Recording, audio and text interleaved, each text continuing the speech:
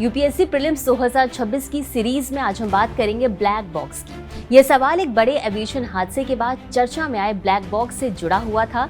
आपको याद होगा, यह घटना अहमदाबाद में हुई थी। दुर्घटना के बाद जांच एजेंसियां ब्लैक बॉक्स से मिले डेटा की मदद से हादसे के कारणों का पता लगाती हैं और इसलिए यह विषय खबरों में था। इस टॉपिक को हमने अपने चैनल पर भी कवर किया था। अब स्टेटमेंट को समझते हैं।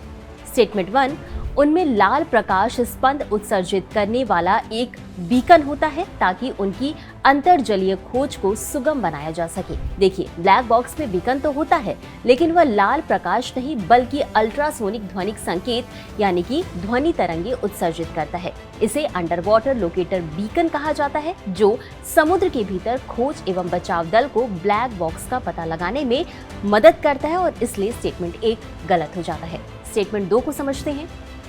वे कॉकपिट वॉइस और फ्लाइट डेटा दोनों को रिकॉर्ड करते हैं।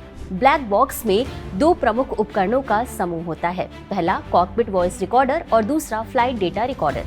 सीवीआर पायलटों की बातचीत, अलार्म और रेडियो संचार रिकॉर्ड करता है। वहीं एफडीआर विमान की ऊंचाई, गति, इंजन प्रदर्शन, दिशा और हजारों तकनीकी मापदंडों का डेटा रिकॉर्ड करता है और इसलिए स्टेटमेंट 2 सही हो जाता है। और अब स्टेटमेंट 3 को समझते हैं। उनके मेमोरी यूनिटों के निर्माण में या तो जंगरोधी इस्पात या स्टेनलेस स्टील या टाइटेनियम का उपयोग किया जाता है। ब्लैक बॉक्स को अत्यधिक तापमान, विस्फोट, गहरे समुद्र के दबाव और भीषण दुर्घटनाओं को सहने के लिए बनाया जाता है और इसी कारण इसकी क्रैश सर्वाइवेबल मेमोरी यूनिट को स्टेनलेस स्टील या टाइटेनियम जैसी मजबूत धातुओं से सुरक्षित किया जाता है और इस तरह यह स्टेटमेंट 3 भी सही है। अगर आपको पहले स्टेटमेंट पर डाउट हो जाए कि पानी के अंदर लाल प्रकाश ज्यादा उपयोगी नहीं होगा बल्कि ध्वनि संकेत अधिक प्रभावी होंगे, तो आप स्टेटमेंट 1 को हटा सकते हैं। इसके बाद केवल ऑप्शन बी बचता है, इसलिए सही उत्तर होगा ऑप्शन बी